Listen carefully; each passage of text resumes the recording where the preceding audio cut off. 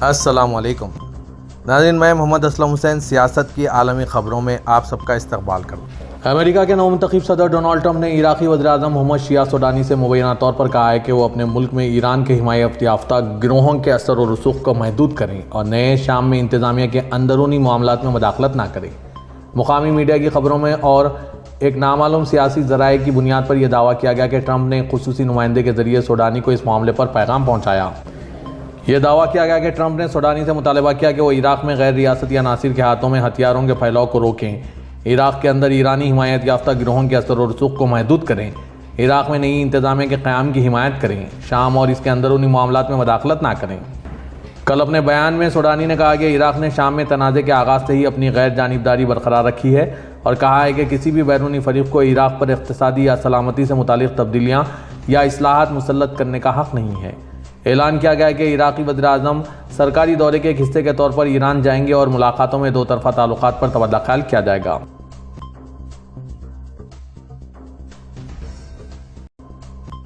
America के सदर जो बाइडन ने इस बात पर जोर दिया है कि वो पुरअमन तरीके से नवमुंतखब सदर डोनाल्ड ट्रंप को इख्तियार सौंप देंगे। वाशिंगटन पोस्ट में शाये हुए अपने मजमून में जो बाइडन ने 6 जनवरी 2021 को कैपिटल पर हमले की तरफ तवज्जो मबज़ूल कराई और कहा कि हमें खुश होना चाहिए कि हम इस साल इस तरह का शर्मनाक हमला नहीं देखेंगे। जो बाइडन ने कैपिटल हाउस पर हमले के दिन को फरामोश न करने का मुतालबा करते हुए कहा कि हम 4 साल पहले जो कुछ हुआ इसका यादा कबूल नहीं कर सकते। जो बाइडन ने याद दिलाया कि ट्रंप 20 जनवरी को सदारत का ओहदा संभालेंगे।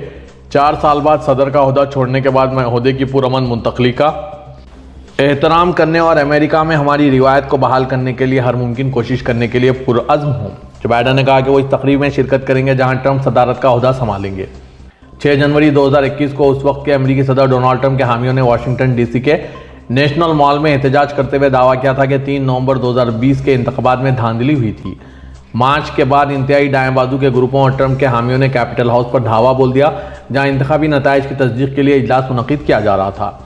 इस छापे में 5 अफराद जिनमें से एक पुलिस एहलकार था अपनी जान से हाथ धो बैठे थे, जबकि इस धावे से मुतालिक मुख्तलिफ इल्ज़ामात में तकरीबन 1500 अफराद पर मुकदमा चलाया गया। ग्लोब एंड मेल अखबार ने इत्तला दी है कि कनाडा के वज़ीर-ए-आज़म जस्टिन ट्रूडो अपनी लिबरल पार्टी में इनके खिलाफ बढ़ती हुई मुखालिफत के तनाजुर में इस हफ्ते अपने इस्तीफे का ऐलान कर सकते हैं। अखबार ने हुकूमत के अंदर 3 बाखबर ज़राए का हवाला देते हुए लिखा कि ट्रूडो का ऐलान सोमवार तक आ सकता है। अखबार ज़राए के मुताबिक यह तजवीज़ भी है कि ट्रूडो के इस्तीफे का ऐलान 4 शुबे को नेशनल लिबरल पार्टी की एक कॉन्फ्रेंस में किया जाएगा। द ग्लोब ने रिपोर्ट किया कि अगर इस्तीफा दिया गया तो यह वाज़ेह नहीं है कि आया ट्रूडो आर्जी तौर पर अपने ओहदे पर उस वक्त तक बरकरार रहेंगे जब तक लिबरल पार्टी नई क़यादत का इंतखाब नहीं कर लेती। जस्टिन ट्रूडो 2015 में इक़्तिदार में आए थे और वो 2019 और 2021 के इंतखाबात में लिबरल्स को मजीद 2 फतूहात दिलवाने में कामयाब रहे थे, लेकिन अब वो राय आमा के जायज़ों में अपने अहम हरीफ खुदामत पसंद पेरुपोलियोर से 20 पॉइंट्स पीछे हैं।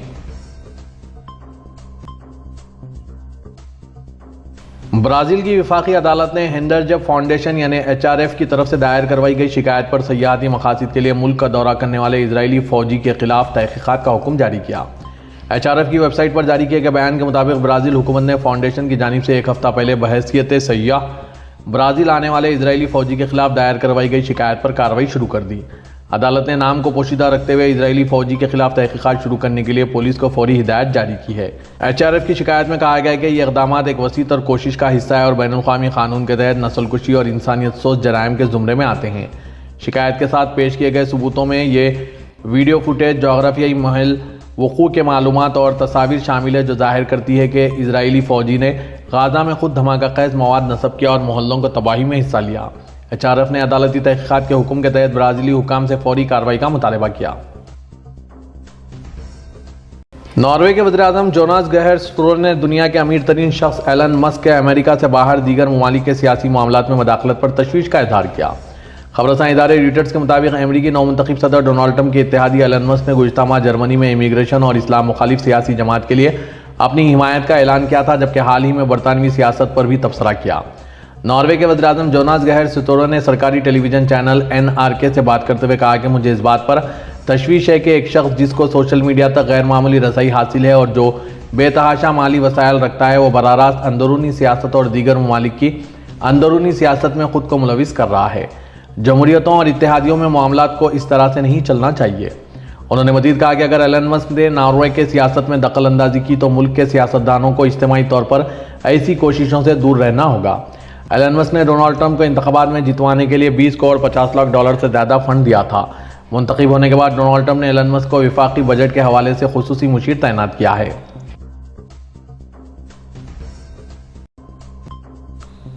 गाजा में कातिल इजराइल की तरफ से जारी नस्लकुशी और शहरी ढांचे की तबाही का बास इलाके का शुमाली हिस्सा अस्पतालों की सहूलत से बिल्कुल महरूम हो गया है। गाजा में फ़लस्तीनी वज़ारत सेहत के जारी करदा तहरीरी बयान के मुताबिक शुमाली हिस्से में वाक़ इंडोनेशिया अस्पताल अब मरीजों और ज़ख्मियों को खिदमात देने के काबिल नहीं रहा।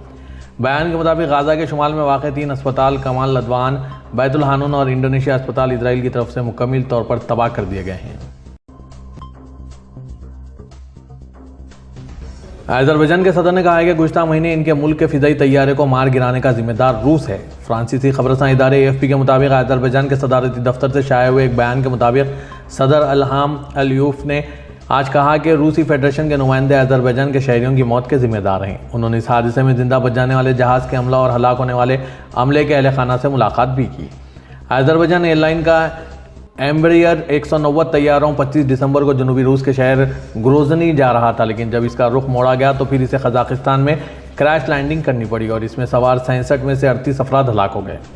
रूस ने यह बात तस्लीम की है कि इस वक्त इलाके में इसके फ़िज़ाई निज़ाम कारगर थे क्योंकि वो यूक्रेनी ड्रोन्स के हमले की जद में थे। इस पर रूसी सदर पुतिन ने माजरत की कि वाक़ई इनके मुल्क की फ़िज़ाई हुदूद में पेश आया, लेकिन उन्होंने इस दावे का कोई जवाब नहीं दिया कि तैयारे को रूसी हथियारों से निशाना बनाया गया था। बांग्लादेश की अदालत ने जलावतनी इख्तियार करने वाले साबिक़ वज़ीर-ए-आज़म शेख हसीना वाजिद की गिरफ्तारी के वारंट दूसरी बार जारी कर दिया। फ्रांसीसी खबरसां इदारे AFP के मुताबिक बांग्लादेश के चीफ प्रोसिक्यूटर ताजुल इस्लाम ने आज कहा कि इस बार जबरी गुमशुदगियों के मुबैना किरदार के हवाले से वारंट जारी किए गए। इससे कबल भी हुकूमत की जानिब से 77 साल हसीना वाजिद की गिरफ्तारी के वारंट जारी किए जा चुके हैं, जिनमें इन पर इंसानियत के खिलाफ जराइम के इल्ज़ामात लगाए गए थे। शेख हसीना वाजिद की हुकूमत का तख्ता अगस्त में चल रही तलबा की एक एहतजाजी तहरीक के नतीजे में उलट गया था और वह करीबी इत्तेहादी इंडिया फरार हो गई थी। रिपोर्ट के मुताबिक 15 साल पर मुश्तमिल इनके दौरे हुकूमत में बड़े पैमाने पर इंसानी हुकूक़ की खिलाफ वर्जियाँ सामने आई, जिनमें बड़े पैमाने पर सियासी मुखालिफिन की गिरफ्तारियाँ और अदालत के खिलाफ काम शामिल है। इंटरनेशनल क्राइम्स ट्रिब्यूनल के मुकामी चीफ प्रोसिक्यूटर ताजुल इस्लाम का कहना है कि दूसरी बार जारी हुए वारंट्स इनके दौर में हुए जबरी गुमशुदगियों से मुतालिक है। सऊदी वज़ीर ख़ारजा शहज़ादा फैसल बिन फरहान ने अमरीकी हममनसब एंटनी ब्लिंकन से टेलीफोन पर रब्ता किया। सबक वेबसाइट के मुताबिक दोनों वज़ीराए ख़ारजा ने खित्ते की ताज़ा तरीन सूरत-ए-हाल पर तबादला ख्याल किया। दोनों वज़ीराए ख़ारजा ने मुश्तरका कोशिशों और दोनों ममालिक के मफादात के तहफ़्फ़ुज़ के हवाले से भी बातचीत की।